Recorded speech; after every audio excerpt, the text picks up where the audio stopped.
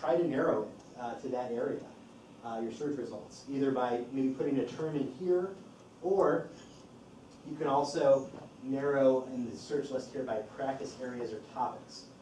So here it kind of gives me some general ones here, but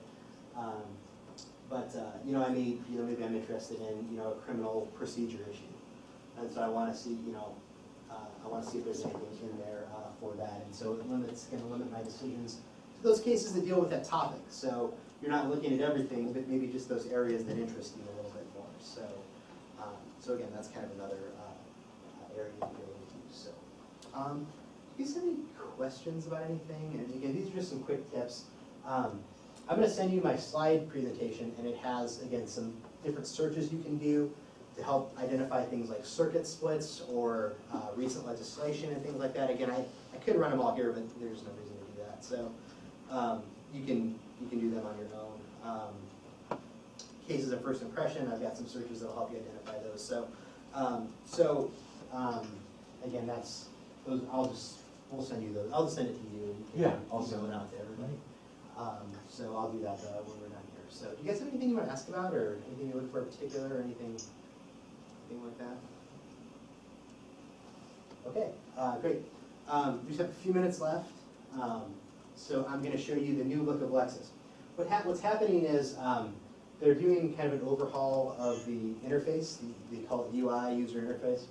And so nothing really changes except that things are going to look a little different and better, hopefully. We've gotten a lot of feedback on the interface since we rolled this out a couple years ago, and it has not all been positive.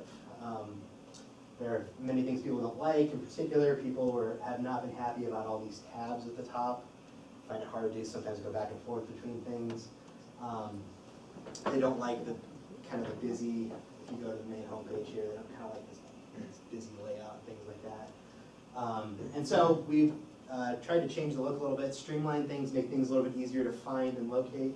So I'm just going to show you just a quick video on what it's going to look like. So and we're going to have detailed trainings about this when the school year starts, but just so that you know, so when you see it, if you're using it this summer, you'll be like, what is that? How do I find it? So. A new, cleaner look is coming to Lexis Advance this summer. The streamlined interface is a direct response to feedback from law students like you to make it more intuitive to search and navigate results. The best part of these updates is that you won't have to relearn how to research with Lexis Advance because the research steps remain the same. Let's take a moment and orient you to the new, cleaner look. The red search bar is still where you start your research. As always, enter your terms and click the search button. The updates make it easier to apply filters to your search with a new integrated filters button. It's also easier to access your research history, folders, favorites, and alerts.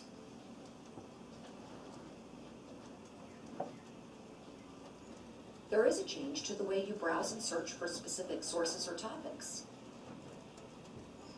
Source selection is now easier because you can browse by category, practice area, or jurisdiction. Once you've run a search, you'll see a decluttered and tabless results view. Content types are no longer abbreviated and are on the top left of your results. The intuitive filters you're used to display on the bottom left of your results. And your search terms are highlighted for easier review.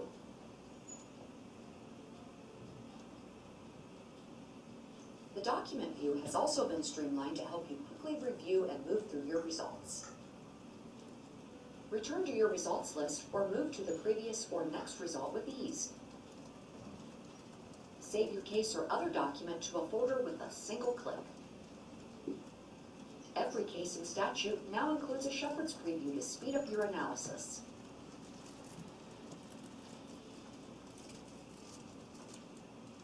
Shepherd's reports have been organized similar to your results for consistency. Your report options are at the top left of the page. Just like the results view, the filters are on the bottom left of the report. You can easily toggle between the list and graphical views at the top right of the report. And the depth of discussion is displayed for each case in the Shepherd's report. These updates will be available to you this summer, but you won't have to relearn how to research because they make Lexis Advance cleaner and easier to use without changing how research is conducted. Be on the lookout for more information about these updates and the new streamlined look of Lexis Advance coming to you this summer.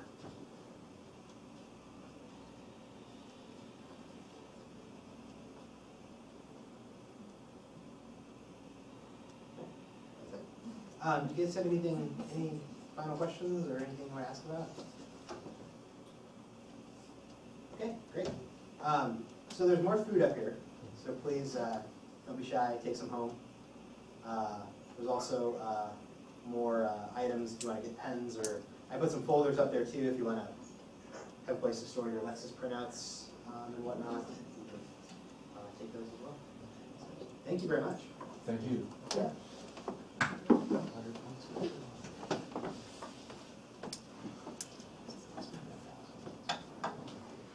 And then Professor Leiter is going to give us a rundown of some resources besides Lexis you can use for your research. And this will be interactive, so get out and walk around. I never realized how stuff It is so. I already showed him the law review shelf, so that's Okay, good. only over libraries. Yeah. Oh, are you guys on? Oh, okay, my screen went blank, so I. All right, as soon as we begin the tour, I'll probably Skype you guys out, rather than walk around. How you doing? Yeah. You want to go and, there's some things I want to show you in the library, and then a couple of things I want to show you. Would it be okay to do it the opposite, because we have, these students are Skyping in? And Okay, this will just take a couple of seconds. if not, I can just call them back. No, that's fine. Let's do this. Okay.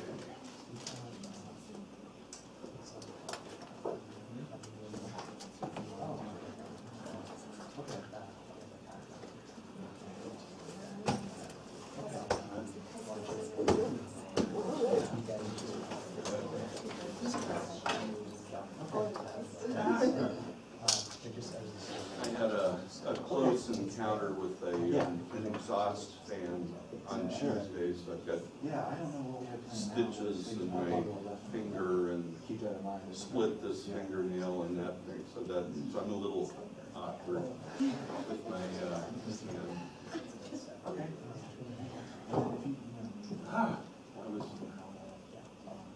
Okay. So typing is a little bit of a challenge.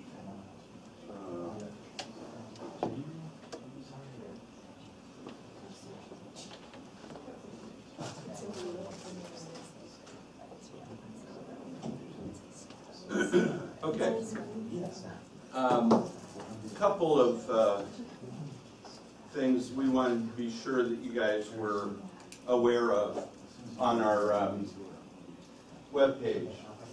There's a lot of stuff in there. We're going to be streamlining it and making it a little bit easier to navigate sometime this year. But you'll hear librarians and people refer to IRIS, for example. You ever hear we've talked about IRIS? That's our old online catalog. We still refer to it as IRIS. It stands for Institutional something and something and something. But it's Innovative Interfaces is the vendor that we use for our online catalog. It's now being called, it's being upgraded to something called Sierra, and it has different names. But this is where the easiest place for you to find it, okay, just in the search bar if you're looking up to see if we have a title. And so Chris Laub, our interlibrary loan librarian, asked me to run a couple of things by you. If you need a book, first go here and determine if we have it. Now, the default here is a keyword, and then with the drop-down menu, you can search by title and author and so forth. I personally would stay away from anything but keyword. Title and author are very, very specific. Author is known in library parlance as main entry. And in order to understand the main entry rules, you need to be familiar with the Anglo-American cataloging AACR2, Anglo-American cataloging standards. It's a big, thick book. Catalogers are unbelievable in their rules, and there are rules about what's first name, whether you spell out the middle name and so forth for main entry. So it can get complicated if you're looking for title, for author name. Title is the same thing. Keyword almost always does the trick. But it's simple. If you put in, just any word, it'll get you your ABC of copyrights, and just scroll through any of these titles. It'll have government documents as well as books, all listed together. If we go into a record, so I'm looking for one that. Also, there is information. It's helpful to know. LDRF is the high-density storage. So the libraries have all gone through their old books that either are early editions or for one reason or another not in print or used much anymore. So that's a storage thing. It takes a few days to retrieve a book from LDRF. Schmid Law Library, of course, is us. If you go into a record, the things that it will tell you, location, it'll tell you Love Library or Schmid Law Library, the status. You can also, just scan the shelves and see what is available on the shelf, by call number. If we have the book, if you do a search, you're looking for a book and it says Schmid Law Library, just go help yourself, use it, but be sure and put it back in the same place, okay, that you found it. Now, if you think about it, anybody know how many books we have? Collection size? 400,000 is our volumes and volume equivalency. Now, they're arranged in one of two ways. Law reviews are arranged, just volume and, just the name of the journal and then volume number. That's pretty easy. The rest of the books, about 200,000, 150,000, are arranged by call number. So if you take it off of its location and then accidentally walk into the wrong aisle and stick it, or even if you put it on the shelf below, the next person that's looking for that book is going to be using the call number.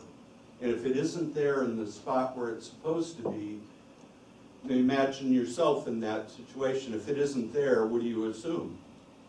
Right? It's out. Somebody else is using it. Where it might be just on the shelf below or the shelf above or the shelf to the right or left or the next aisle. In other words, it's as good as lost. So be very careful when you reshelve your books. It's just a standard library thing that we end up repurchasing books because we assume they're lost and we can't find them. So be careful. So if we have a book, go ahead, use it. put it back in the same place. If we don't have it, I'll show you where Chris Lauber's office is. Talk to Chris. Chris is a whiz when it comes to finding or getting books that we don't own from other libraries. She can do it. She's one of the best I've ever worked with.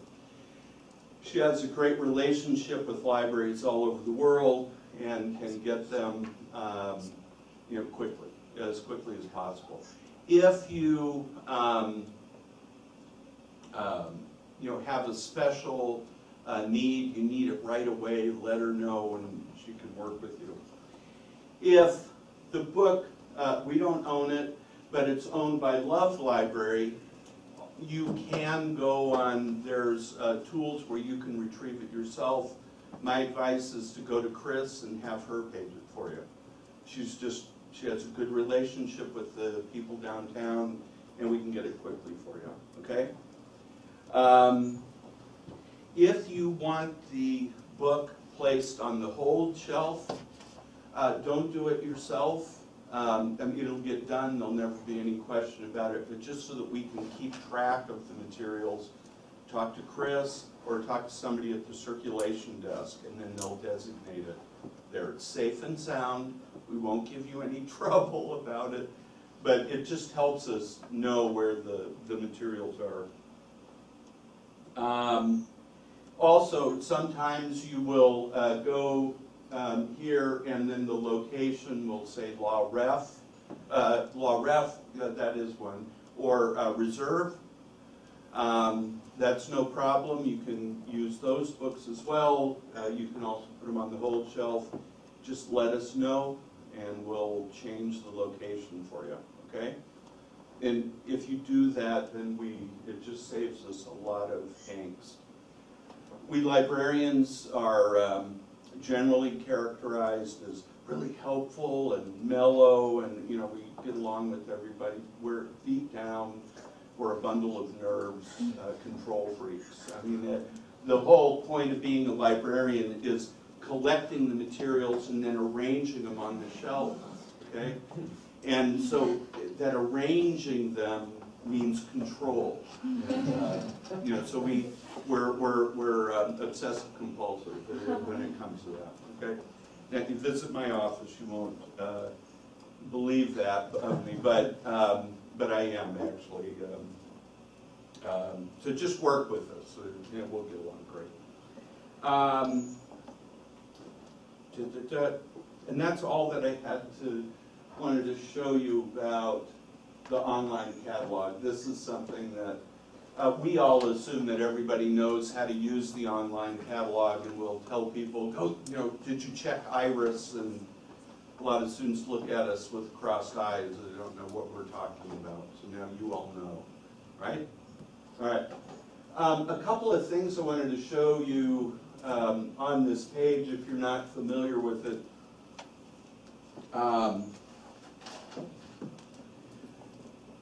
You're all familiar with Hein Online? Hein Online. This is the outstanding source for law reviews. This law journal library has virtually every volume of every journal ever published. It's Hein. The Hein Company is a little mom and pop operation in Buffalo. Literally, there are 3 families that run the company, and everybody from the top all the way down are either a Marmion or a Hein, or there's a 3rd family.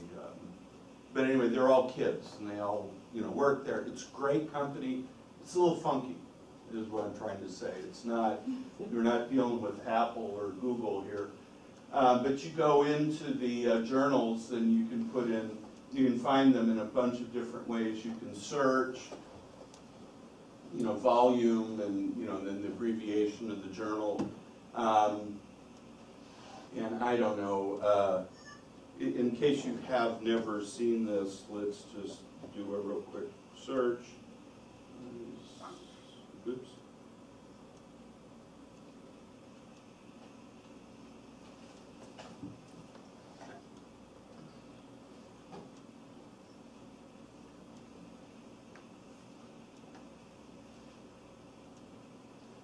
Okay, so, here are your journals. Let's find a good one here.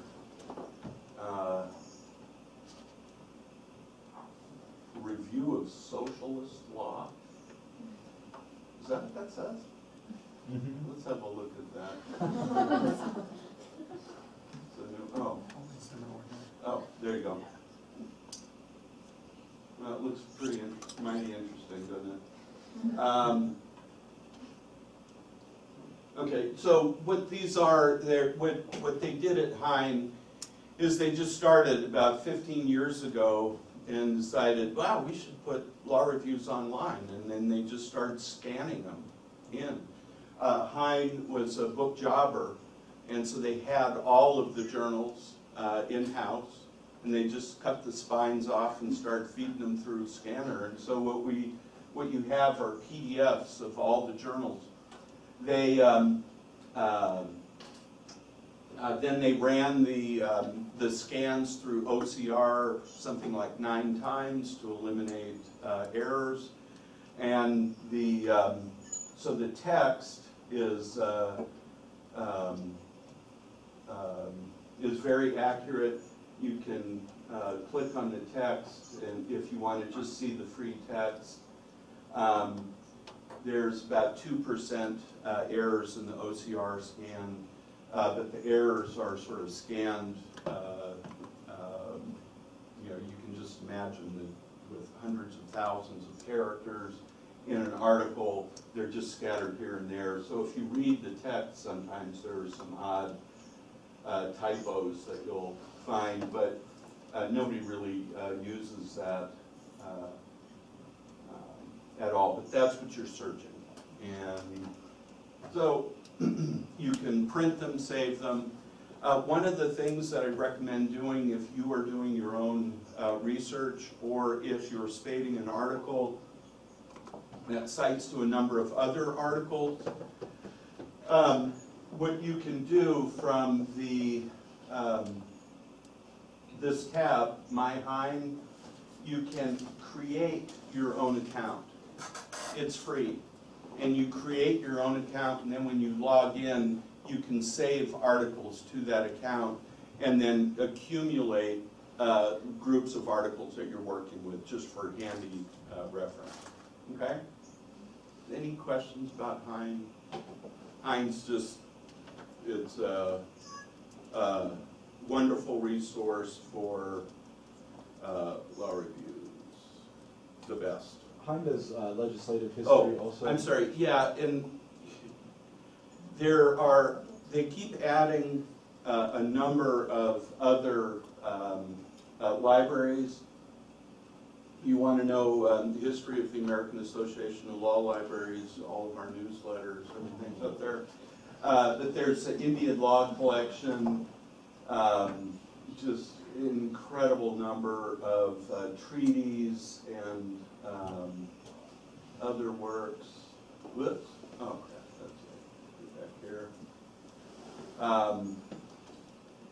Early American case law. I don't know why Buffalo Public Interest Law Journal has its own title, because they're in Buffalo, probably. There are some compiled legislative histories. Where are they? Legal classics, index legal periodicals. Isn't there, am I missing it? I know there's something somewhere in there. They have all of every Congressional documents? every draft of every restatement ever published is also in here. What the heck is this? Court Journal. American Law Institute. There was a U.S. congressional document. What? There's U.S. congressional documents or law? That's right.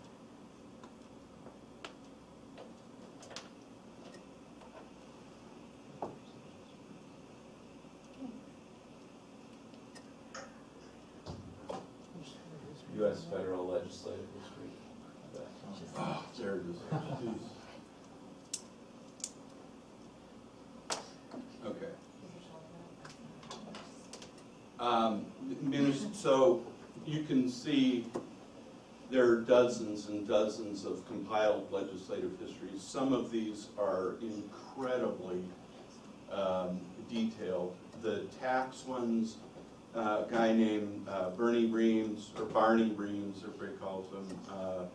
Barney made a career of compiling legislative histories of the tax codes, and they're 15 volumes long. They have every document that you'd ever want. So if you're doing a legislative history, this is a great place to start, great place to look. The restatements, there is a American Law Institute collection that now and then you'll, when you're spading, an author will refer, oh, there it is, American Law Institute Library. They'll cite to early drafts of restatements. This is the place to go. It's got everything. Proceedings, annual reports, miscellaneous publications, all of the restatements, and all of the additions. You see that? I mean, it just goes for a long time. Okay? Couple of other things I wanted to show you from our website. The BNA subscriptions, sign up. What? Oh, this would be your login that you use for to get into Blackboard, your university ID. But let me go in and.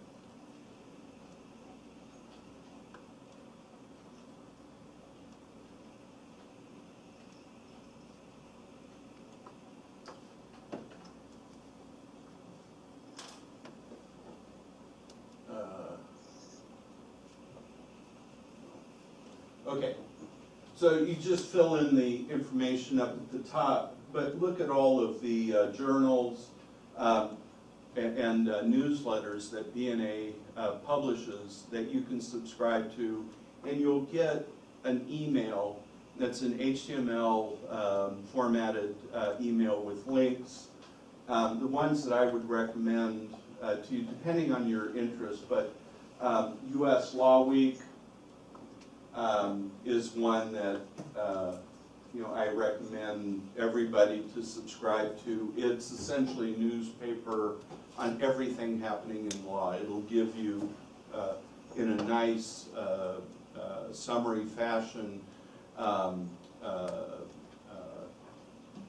cases that are trending, ideas, analysis of Supreme Court cases. It'll let you know cases that have been granted cert and so forth. And then one thing that probably few of you will be able to afford, almost nobody can, once you graduate from law school. It costs about $10,000 a year to subscribe, but it's the daily report for executives is hand-delivered to every member of the President's Cabinet.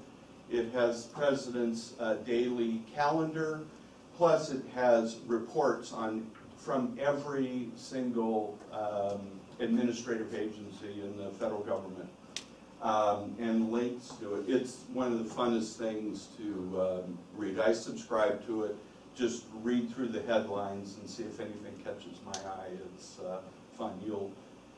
You can read this in the morning, and then you can tell what's going to be on the news hour if you watch the PBS NewsHour, because all of the important stuff is there. And then any of these other things, they're just outstanding resources, and there's a lot of them. So it's one of those things, take advantage of it while you're a student. When you're taking a seminar, subscribe to a newsletter in that area, and you'll impress your professor. spouses, friends, or whatever, okay? So DNA. Whoop. Okay. And then you're familiar with all the rest of it. Lexis you can get into from there. Bloomberg Law is an up and coming new online source that is competing with Lexis and Westlaw for primary legal materials, but you can see it now as Bloomberg BNA. Well, they bought BNA, or they thought they were buying BNA, and then after they merged, they looked at the spreadsheets, their financial records, and realized that BNA was actually bigger than they were. So it's now kind of a merger, and the people who are the executives at BNA are now in charge of Bloomberg. But it's all integrated, so all of those fabulous newsletters and loose leaves are now incorporated into that. So encourage you to explore that one. All of our administrative materials. These are all of the databases that we currently subscribe to. A couple of new ones. This Foreign Law Guide is a new one. And you'll figure all these things out. This is Legal Track is a good index. Let's see. I think that's all that I wanted to. Oh, for current government information, this FDSys, some people call it FedSys. This is the Government Printing Office's online resource. It's got everything, the current Code of Federal Regulations, the Federal Register, all of the U.S. Code, public-private laws. More and more their court opinions are ending up on here. So now there's several circuit courts that now have their opinions in full text up here. That looks like all except for first, 1, 2, second, 3, 4, 5, 6, 7. They keep adding them. It's up to the, oh wow, look at this. I looked at this just a couple of weeks ago, and there were less than 10, so they keep adding to it. So it's a very authoritative and an outstanding source if you know exactly what you want when you're retrieving documents. FedSys is the way to go. There's not much historical. It only goes back to the 90s at the earliest. So there you have that. Couple of other things, if you're not familiar with it, if you are tracking federal legislation, govtrack.us is just the best source. You can create your own account in here. It's free. You put in a bill and you'll get alerts and extensive information on the status of the bill, who the sponsors are, the text of the original bill and all of the amendments. It's all linked together. It's fantastic. It has a state counterpart called openstates.org.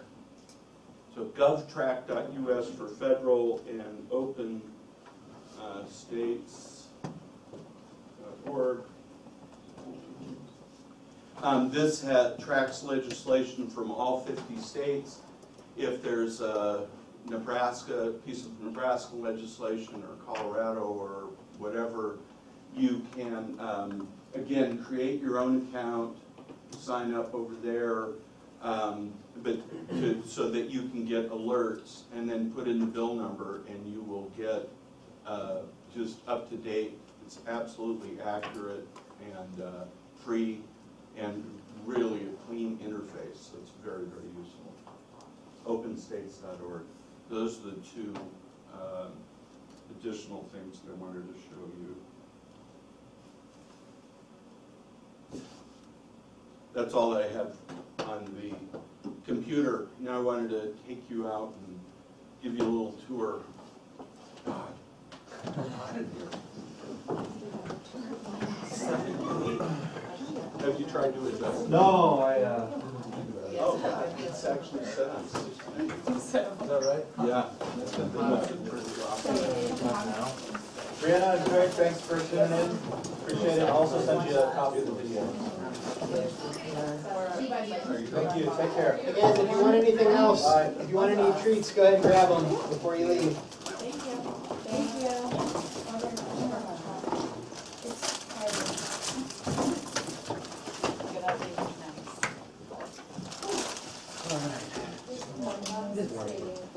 Yeah, now that he said it, I feel warm.